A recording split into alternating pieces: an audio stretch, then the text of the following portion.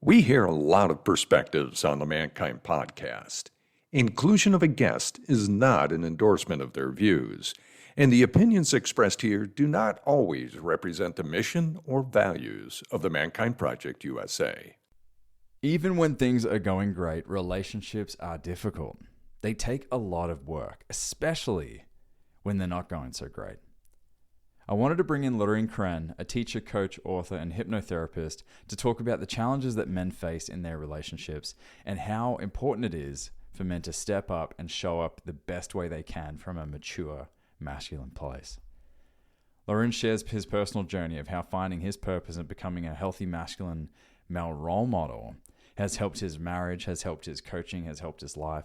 And he emphasizes a lot the need for men to go through their own initiation process so they can release the emotional hooks from their past, from their parents, so they can show up the best they can for their relationships.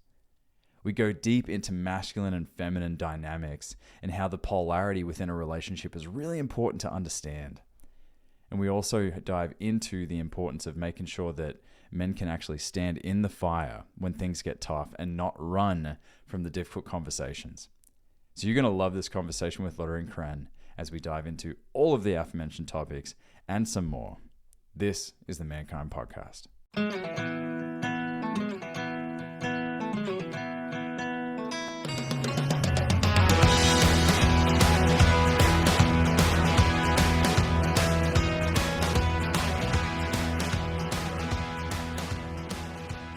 G'day and welcome to another live recording of the Mankind Podcast, the show where we break the molds of modern manhood to prove there's more than one way to be a man. In essence, we are simplifying manhood for all men out there, fathers, sons, husbands, brothers, citizens that want to show up better and more fully in their lives. Now, today we are joined by Lorin Krenn, who is an internationally renowned teacher, coach, author, and hypnotherapist who has worked with high performers and CEOs all over the world on their deepest relationship challenges. Now, known himself for his own deep and powerful yet relatable style of working with his clients, he brings a down-to-earth approach that I believe we're all going to benefit from today. And really, at the end of the day, how can we show up better for the relationships we're currently in and for the relationships we want to create with women in our lives? Lorin, welcome to the show, mate. I'm honored to be on the show. Thank you. And it's really important work that you're doing in the world. Thank you. Thank you. It's what we do. It is what we do. So, mate, tell me, how did you find yourself in this work? Because I judge you to be a relatively younger person yourself. So how did you find yourself in this place? Yes, I do appreciate that. I do look younger than I am, but I do appreciate the compliment. How did I find myself in this work? Through suffering, through not knowing what it means to be a man in today's world. I mean, my father died very early in my life due to colon cancer, and losing my role model, right, and having no initiation into what it means to be a man in today's world was an incredible challenge. My father and I never had a deep relationship. He always loved me. He never abandoned me, but emotionally there was a form of abandonment because he did not know how to process his own emotions, his own anger, his own grief, which is part of the generational trauma that almost all men carry in some shape or form. And this is very important to mention, that sometimes we can hold this anger towards our father who did not show up for us. But in most cases, our fathers did not learn and the resources or had the resources, the teachers, guides, or truly any healthy masculine role model in order to show up in the way they truly wanted to show up. So I was confronted with death very early in my life, and that experience of led to so much pain, a huge abandonment wound. But to really get to the quintessence of it is the pain and the lack of a healthy masculine role model led me down the road of realizing, okay, there is something I need in the world, but I cannot find it. So the conclusion I came to is I have to become that which is missing in the world. And now this is actually something I teach, or something I say to the men I work with or the men's groups I teach. When a man says, I can't find men around me, I can't do this or that, then I always say the universe is inviting you to step up, to lead, and to create this opportunity to bring other people together, right? So in essence, I saw what was missing in the world, and I realized I had to become that. And that was a really intense journey. That sounds easy when I say this right now, but that was a really, really intense journey. It led me down the path of really, there were times where I was on my knees and feeling like I felt so unworthy and I felt so much pain. I didn't know what to do with my life and what my purpose was. And I remember saying that mantra, or really setting that deep intention inside myself. It came from deep within. This was not something I heard. Is I said, universe, or whatever you want to call it, God, spirit, I want to grow and become the most powerful version of myself, no matter what it takes. Either I die right now or I become the most powerful version of myself. And of course, there's a sense of intensity to that. I'm not saying everyone needs that level of intensity, but I do remember when I said that, something changed inside me. Something really deeply changed. And from that moment on, I realized I'm just no longer going to play small and I'm going to do whatever it takes. And this was from that moment on the approach. I started working as a coach. I started working with people all over the world. But specifically, I did realize that there was a huge challenge for men in relationships. So now I don't only work with men, but it's a huge part of the work I do, helping men to create freedom in their intimate life, and specifically helping them to deepen their relationship with the feminine. So a journey of suffering, a journey of pain, and then making the most of this pain. Yeah. Well, mate, there's that's pretty powerful. I mean, so you talk about right from the jump, the absence of a healthy male role model, a healthy masculine role model, as well as that kind of missing rite of passage for you as a young man or as a young person growing up, that you didn't quite get that from your father. There's so much to that I feel is leaving a lot of men stuck, not just in relationships, but in so many areas of their lives, is the absence of that key experience where part of them, the boy inside them, needs to die so that they can step forward into their manhood, right? Into their mature masculinity. Is that kind of what you're explaining, that moment on your knees when you just went, see, in our house, we call it Gus, God, universe, spirit. So it sounds like we're talking the same language there. So you got to your knees and you went, universe. Like there had to be a kind of breaking point there to go forward. Is that what it was for you? Absolutely. And what you say is so important, because most men never had this moment. I mean, most men never had an initiation into manhood. But in today's world, we need to, so to speak, find our own initiation, unless we do have a powerful group, what the work that you do in the world. But for those who don't have, for those who don't yet are in contact, are not yet in contact with that, or before any of these groups really existed, and they had to find their own way of initiation. And of course, the most powerful way to do this is with a men's group, is with powerful role models and teachers. However, I had to find my own way, right? And it's exactly what you mentioned. There needs to be this moment where the boy needs to die. And when we say the boy needs to die, we're not saying killing the boy in the sense of suppressing him or pushing him away, but we're saying, okay, I mean, talking about this kind of stage, most men, for instance, struggle with a mother wound or a father wound. But the kind of the initiatory process of even letting go of the mother, right, of that kind of mother-son dynamic, most men have never actually done that. So they grow into adulthood, they build a family, they get into a relationship, and yet there is still this thing from when what was supposed at a deeper level at the age of 16, 17, 18 or whatever, to have been a moment where they break free from that. And yet that attachment is still there, which cripples a man completely. It doesn't allow him to show up the way he wants to show up.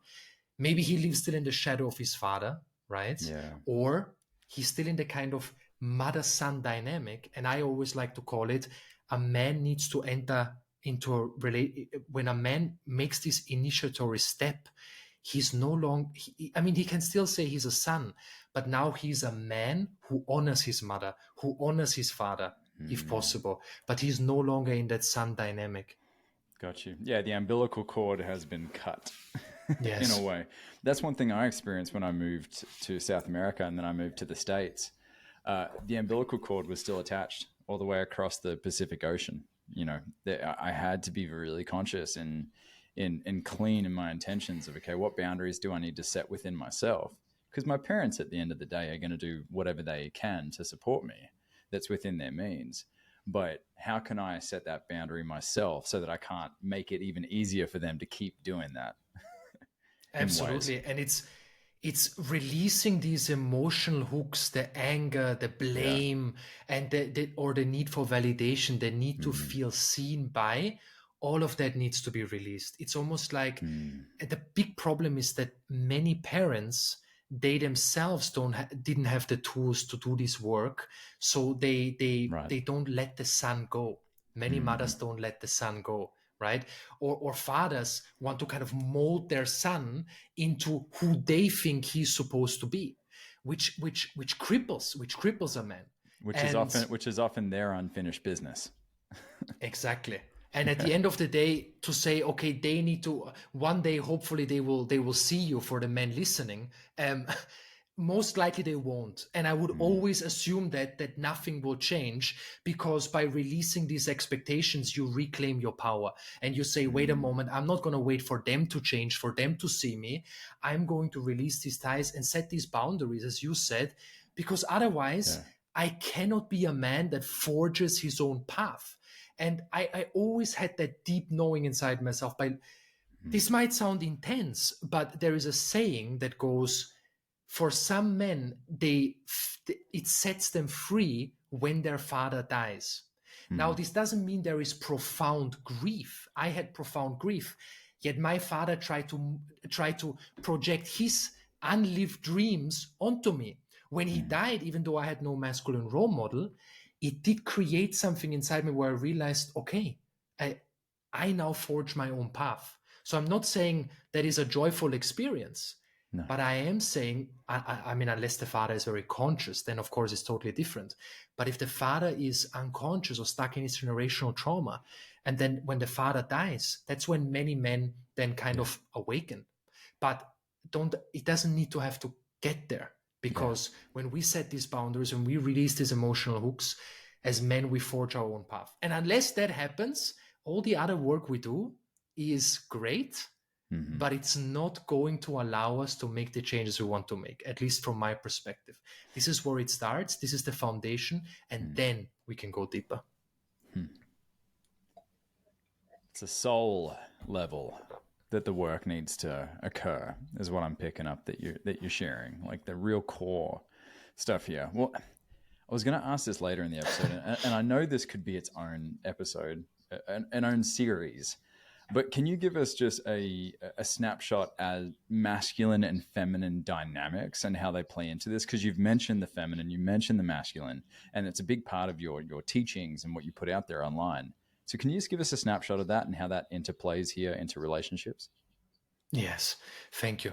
So in essence, there are a lot of misconceptions around polarity and what it means. Some confuse it with kind of traditional gender values, and things have to be in this way, and you have to be masculine, you have to be an alpha. But all these things are actually insecurity at the deepest level. There are a deeper sense of insecurity. Oh, so we're talking about the alpha bros online that are yes. that are calling everyone, lame, weak, fat. Not mentioning any names. Yes. So at the end of the day, exactly, all this comes from a deeper place of insecurity. That's not what I'm referring to when I speak of masculine feminine polarity. Masculine feminine polarity goes back as old as time itself. And what's so interesting about masculine feminine polarity, very quickly, I'm going to get very practical here because it's not that important, but we're talking about Tantra. Tantra, the ancient teachings of Tantra call it masculine feminine, right? Then you've got yin and yang, completely different traditions, long away, huge distance between one another, yet speaking of the same principles. So we're speaking of energetic, universal principles that take place in any relationship dynamic. And most men tend to have a somewhat more masculine core. This might not be the truth for every man. Some men tend to have a more feminine core and a more feminine energy. And again, to say to these men they're not masculine enough is not the right approach. But usually, or the men I work with usually, have got a very strong masculine core, right? And there are certain energetic principles, we can call it archaic principles, that connect with that. And some of these principles are, for instance, that the masculine polarity, or the one with the masculine core, in this, using heterosexual language, man-woman relationship, is meant to create a sense of safety in the energetic container. So we're talking about that level of grounding, that level of presence, and the ability ultimately to hold space for the feminine. And a lot of people argue with these dynamics, and they say, well, but this doesn't apply and it's vice versa and all of that. And yet you can see that in almost all relationship dynamics, these common challenges are playing out. Where, for instance, to get practical, what is masculine feminine polarity? For instance, typical example, we men are often fixers. We have that programming that we need to solve other people's problems. Now, when a woman expresses a challenging emotion that she's experiencing, we might go immediately into fixing mode. And what's actually happening here is that we're invalidating her emotion. But to take this even a level deeper, the fixing is ultimately usually coming from a place of needing validation. So in that moment, what happens, the reason why she feels invalidated is because we say, you've got this problem, I'm going to give you a solution, I'm going to try to fix it, so you give me validation. So even though it seems genuine, and we believe it's genuine, and it's not some kind of manipulation, it's all unconscious, we're invalidating her emotion, and we're making this about ourselves, right? I want to be validated from you as a fixer, as a helper, as a savior, which so many of us, I had to work for that programming myself. And really what it means to hold space is to release that and to just allow the feminine to be the way she is. Now that sounds easy, but what does that mean? It means that we have to let go of this need for validation, right? And that's really challenging. And only when we can let go of that can we actually, in that moment, not invalidate her emotion, but allow her expression to be the way she is. Holding space is easy, but to get to the place where you can hold space effortlessly, you have to work through that need for validation. Well, I'm sure every bloke listening right now can think of an example in their lives or a time in their lives where they've gone, I get it, Stacey's being a bitch right now, but like really all you need to do is tell her this. And it's like, I don't need you to fix my relationship with Stacey. I know she's a bitch. What I need you to do is just sit here and hold space and listen, just so I can move through this. And then the individual, your partner, can come up with their own solution, their own empowered solution. Right. So this is I love using this example because it's a very classic example in relationships, and you know it goes both ways, right? It crosses sexes, and now being in that place, though, being conscious of that is challenging and can be challenging. So, what is your advice to anyone who wants to establish that dynamic in their relationship so that they can get better at being that foundation? In order to hold space for her, we need to learn to hold space for our own emotions. And now let's go a level deeper. Who are you in total stillness? Speaking to every man, ask yourself this question. Who am I when there is no phone, there is no distraction, there is absolutely nothing? Who you go into deep nature, you've got phone on airplane mode. Who are you in that moment? And most men will come to the conclusion, I am anxious, I'm overwhelmed, and I feel insecure.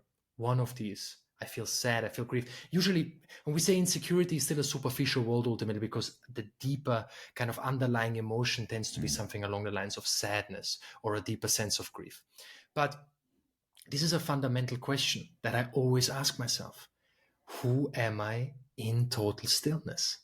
Because only when we can be still and face ourselves in total stillness can we actually be that sense of presence that doesn't need to fix, that doesn't need to change, right? Anything, but we can hold this level of depth and this level of presence.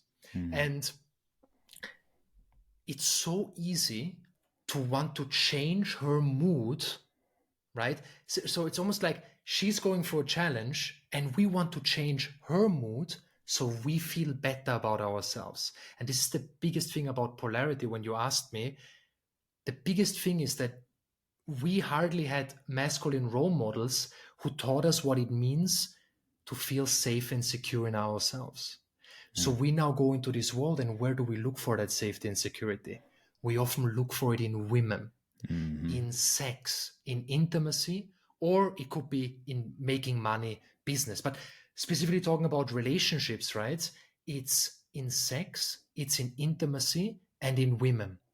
And that's one of the things we need to kind of reverse, or we go, wait a moment, I'm trying to, as long as we're looking for safety from her, we're going to try to change her state so we feel better about ourselves. And all of this is happening unconsciously. Yeah. What's up, everyone? Brandon here, and I want to tell you, you, the busy professional, the dad that's juggling multiple tasks and duties, I want to tell you about something that has transformed my mornings, and it is Magic Mind. Now imagine having energy all day for work, dad duties, and perhaps some to spare in the evenings. A couple weeks ago, I was hitting that afternoon crash hard. The 2 p.m. blues were the soundtrack to my life, and then I got a hold of Magic Mind.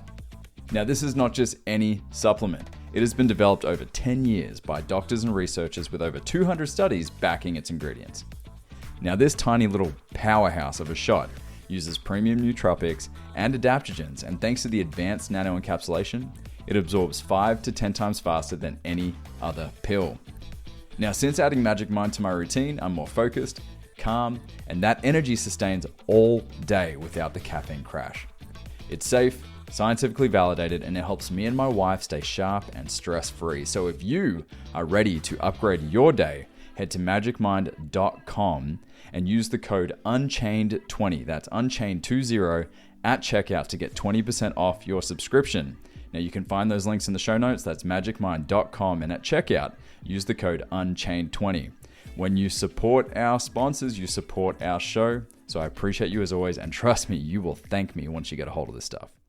This is such a common trend that you see in the, I call them alpha bros, these male influencers online that are, really cramming messages around shy, insecure, young boys and men who don't have those healthy role models, right? They get attracted to these characters that are, telling them initially, take ownership, take responsibility, be accountable, get the work done. So that's an attractive message.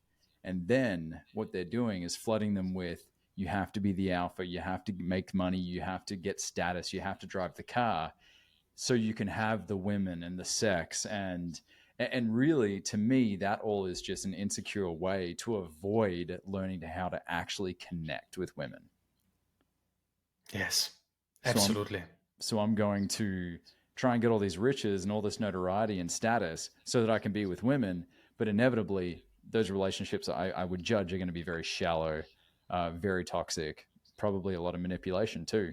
Because especially if we're not doing the work of being able to be there while you feel what you feel, it's no. Your emotions are an inconvenience to me right now.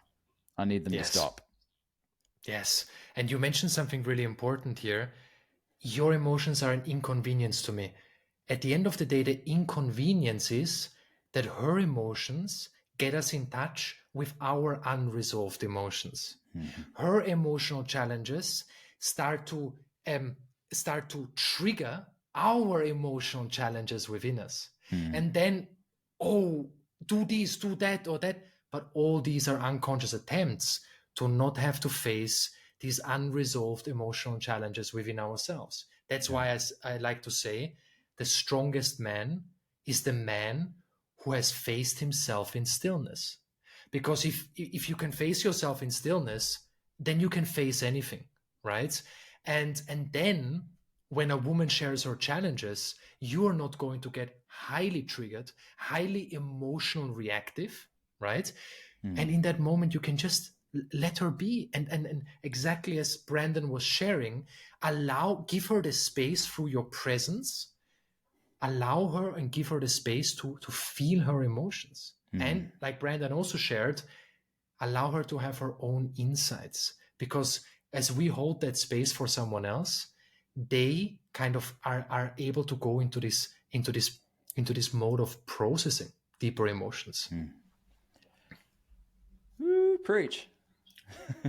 This is gold. Absolute gold, mate. And what it keeps coming back to, and I just find this so funny, I almost need to create a button, a do your work button for these episodes, because in 168 of them, it always keeps coming back to the thing that you truly want for your life, your career, for your self-efficacy, for your relationship is on the other side of doing your work. Yes. Like And everything leads to the deep work. You want to have the best sex with a woman who is doing the work, you're going to have to do the work for it, because she's not going to be open to you when you're coming from a little boy energy that is highly needy and needs sex to feel better about oneself. I'm talking about every man in general. So that's a huge thing, the little boy needy energy when it comes to sex. I do see this a lot. I see this with also men who are CEOs, men who are running a company with 200 people. They're like crushing it. They're so confident. They're so in their power. The moment they enter the family house, the moment they see their wife, boom, something switches. They're no longer this powerful man. Suddenly, abandonment wounds arise, the fear of rejection, the little boy that has never been tended to and that has been drowned in perhaps business success, perhaps money, perhaps power, now gets exposed in the relationship. So in essence, and now deep insecurity is there. So in essence, what Brandon, I completely agree with you. Everything is on the other side of doing the deep work, and everything worthwhile, everything that's sustainable and real and authentic requires the deep work. And all this bullshit of getting women into bed, the one night stand, maybe it works. You can trick women out there who are in a place of trauma. You can do that, right? But it's not sustainable. For a sustainable marriage relationship, for a sustainable life of true freedom, true fulfillment, and being in your power as a man, it's all not going to work. So it always comes back to this deep work. And I believe that many men enter relationships with women hoping for comfort, hoping for the easy way. I have been there myself. And it's actually the opposite. So relationships are actually going to expose all these things inside you, because they're saying, hey, you have to work on this. Yeah, I can't hide in my marriage. I can tell you that. Me neither. No hiding. No hiding. And no hiding. Yeah, that's the. Now, how my wife communicates it when she spots it, we could work on that. We could finesse that a little bit, not the pin to the wall, you got me. She sometimes occasionally listens, so I like to throw in little fun pokes here and there. So you mentioned before there's, CEOs that have 200 employees that are killing it, let's just say, professionally, status, whatever. But then you're meeting with them and talking with them, and they have that switch when they get home, and it's like they become this little boy again that's needy and that requires that validation, that affirmation. In general, the men that you work with, how are they presenting? What are they coming to you with, and what are their core challenges that they're hoping to resolve? Yes. This is one of the core challenges when it comes to sex and intimacy, going into this state of neediness, the one I mentioned. That's one of the core challenges. Another big challenge is that taking the relationship for granted. So that's a huge challenge. And then coming to that realization and not picking up the subtle cues that where she's making him aware that she doesn't feel safe, that she doesn't trust him fully, right? So it's sometimes we men have to hit rock bottom in order to truly see what we need, in order to truly do the work. Wake up. And often I work with men and women. And one thing I often see is that women come to me when they want to improve their life, not always when they hit rock bottom. Men, on the other end, often when they are in a state of where they're really ready to change, they already faced or are in the process of facing the direct consequences of not showing up, living a life of mediocrity, living a life of comfort, living a life of hiding. Right. So it often has to do with this avoidance. The key word is avoidance. And I'm sure when I say that word avoidance, I mean, you must see this all the time in the work that you do. I like to say we men, due to our generational trauma, are masters at avoidance, avoiding the real pain, avoiding the real shit that's going on. We do, and even when we do the spiritual work or the personal development work, we sometimes do the fluff work. We don't actually focus on what it is that matters the most. So this is a huge one, is this avoidance and this resistance to doing the work. So that's another core reason. And the other thing I will say is, many men come to me with one challenge, not realizing what their real challenge is. Yeah. And of course, you would have experienced that. So my job as a mentor, as a coach, as a guide, is not to just accept everything a client tells me. Hey, this is my challenge. This is what I want to do. Hey, my problem is sex and intimacy. Let's pause for a moment. Is this actually your problem? Let's go a level deeper. And when we go a level deeper, it usually is something else. Yeah. So men come to me with one challenge, but then I focus on what it is they really need to change to make the changes they want to make. Yeah, and there's aforementioned one, which I'm sure that's where you see a lot of the mother wound, father wound, and how that plays into relationships. What is your vision for men going forward? Because as you are probably acutely aware, there is this societal malaise that is being experienced across the globe of young men who are checking out. I mean, right now, there are more men over the age of 27 living in their parents' basement than ever before. It's crazy. Yeah, and it's crazy, but it kind of makes sense. It does. So what is your hope? What is your wish? Or how do you hope the work that you're doing can knock on generationally for these disaffected boys, really, in grown men's skin who don't have those healthy, mature, masculine role models? It's a fantastic question. It all starts with asking the real questions. Because at the end of the day, what really matters? And I like to say to the masculine heart, what really matters is service. We are here to fucking serve the world. To serve the world with something bigger than ourselves. It's not money. It's not success. It's not any of these things. It's this feeling that when we hit the pillow at the end of the day, that we have served. And when a man is not clear about his service, then his only purpose is to become clear about his service.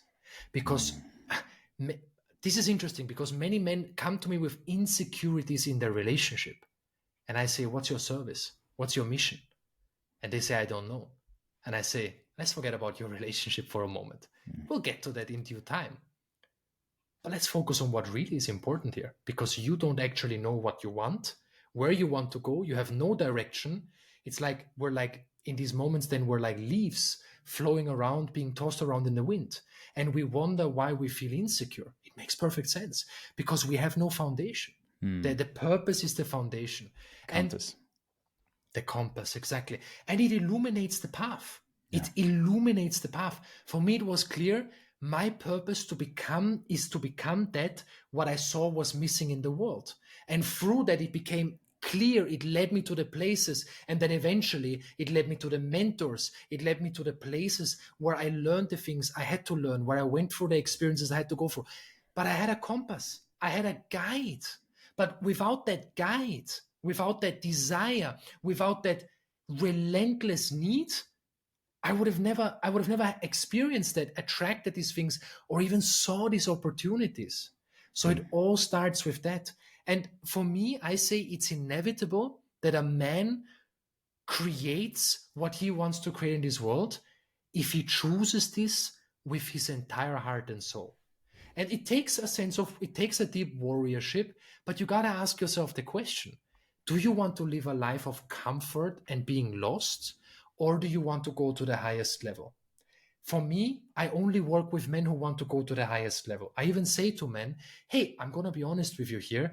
I'm not going to work with you if you just want your life to improve a little bit. A little bit is boring and it doesn't work. Because the changes, as you mentioned, we want to make require the deep work. So it's not a little bit. It's all in, or you're going to suffer, right? And when a man makes that choice, it illuminates the path. It will be challenging. There might be times of hardship, financially, emotionally, all of that. But these are transition phases. Eventually, the opportunities will come, because this relentless desire to awaken. Once I heard a mentor say to me, your hunger for growth needs to be your biggest desire. And unless your hunger for growth is your biggest desire, you are going to suffer. Something along those lines. And it's true. So this is where it all starts. Hunger for growth. Hunger to really understand your deeper service, your deeper mission in this life. And from there, everything will reveal itself. Sounds like to enter into this journey, right? Perhaps we could call it a hero's journey, right? No one's going to watch your story if you just dip your toes in.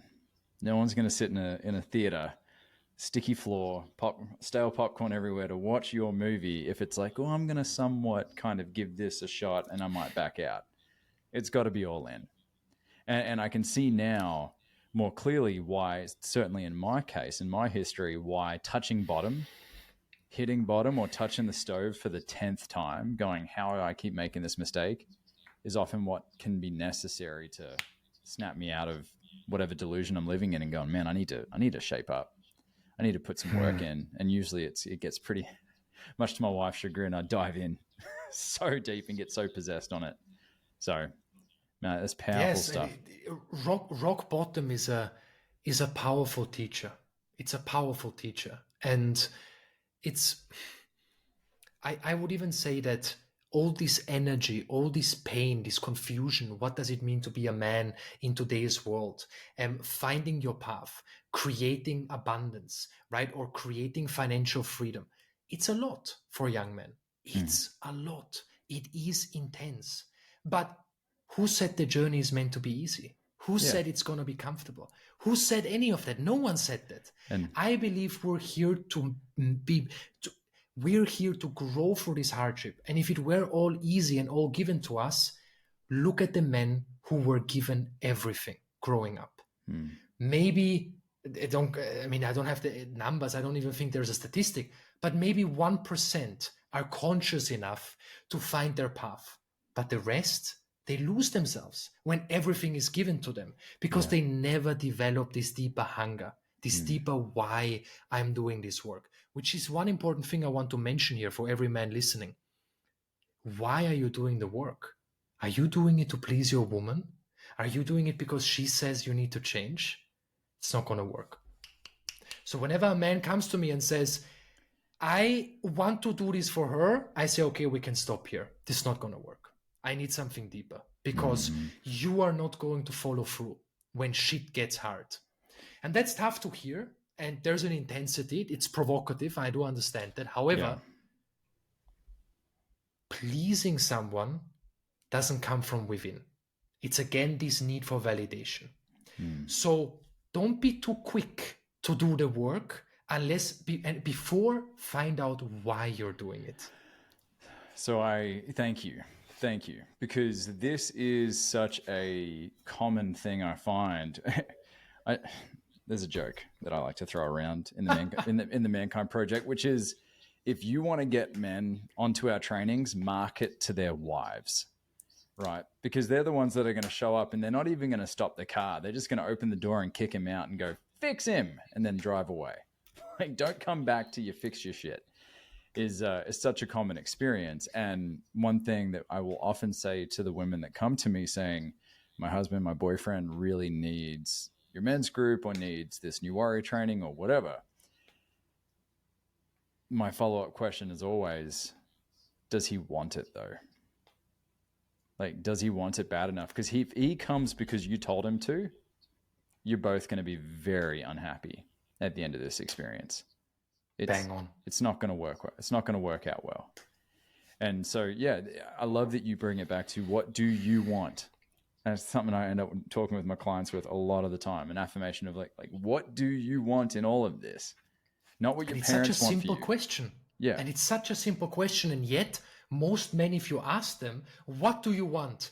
Can't answer within 3 seconds, which is not a judgment, but it's an important cue that says, whoa, if I don't know what I want, how can I experience the life that I want?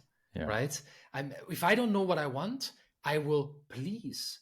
I will choose things that are not in alignment. I don't have the compass that you mentioned before. I don't have something that illuminates the path for me.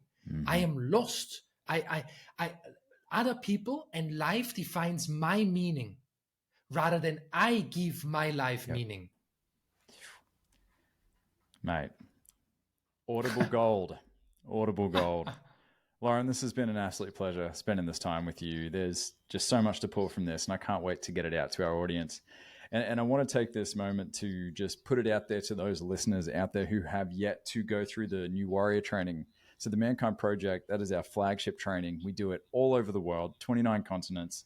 And it is our 2-day in the woods, no cell service rite of passage for men. It's a modern rite of passage that is missing in the world that men truly need. And so much of this conversation has illuminated the importance of something like that. So if you're on the fence, head to mkpusa.org. Just give it a read, check it out. Someone in your local area will be able to have a chat to you to see if it's something that's worth your while. But I'm telling you right now, this work is so important. The work that you're doing, Lorin, is so absolutely stinking important. So how can we and the listeners find out more about you and your work going forward? I really appreciate it. LorinKrenn.com. All my trainings are there. I've got an upcoming Awaken Masculine program, which is my flagship program for men, which starts November 17th. Apart from that, many other trainings, workshops, one-on-one coaching, all on the website. And apart from that, I've got a podcast called Masculine Feminine Dynamics, which is all about specifically talking about relationship challenges, very much about relationship challenges for men. And on Instagram, also Lorin Krenn. Absolutely. And I'm a big fan of the Instagram account. So all of you listening, check it out. It is absolutely phenomenal. And I'm going to make sure there are links to all of that in the show notes for this episode as well. Well, Lorin, thank you so much, my friend. This has been an absolute pleasure. Certainly not the last time we're going to spend time together talking about this stuff. And of course, the greatest thanks goes to all of you out there who join us each and every week for this, the Mankind Podcast, the show where we break the molds of modern manhood to prove there's more than one way to be a man. What do you say, Lorin, if we achieve that today? Absolutely. And I look forward to any future collaborations because this was very powerful. Absolutely. And the pleasure has been all mine. Thank you so much. Lots of love. Thank you. This has been another episode of the Mankind Podcast, produced in association with the Mankind Project USA. We have been your host, Boyson Hodgson, and myself, Brandon Clift, and we want to thank our guests for joining us today and imparting their wisdom from their experiences in this amazing journey called life. If you want to find out more about today's guests and support them in their mission, you can find links to them in the show notes. Now, if you have found gold and insights that you believe could benefit your loved ones and those you care about, be sure to share it with them. And of course, we are always grateful for a rating and review of the show on iTunes. Now, above all else, we've got to thank you, the listener, because through your attention and your support, you have made it possible for us to let men all over the world know that they are not alone and that there is more than one way to be a man. And if something in this episode has touched you, then perhaps it is the call to action to get involved in men's work. With live trainings happening constantly and in-person trainings happening all over the world, the Mankind Project definitely has something for you. Now, if you've enjoyed the music in this episode and all of our episodes, be sure to check out Jim Donovan and the Sun King Warriors. I have links to them in the show notes. And lastly, just know, what it means to me to be a man is completely different than what it means for you. That is the beauty of this journey. So if you are looking for guidance, support, and community as you begin to unpack and dive deeper into your men's work journey, then you know where to find us. Same place, same time, next week. Lots of love. We'll see you then.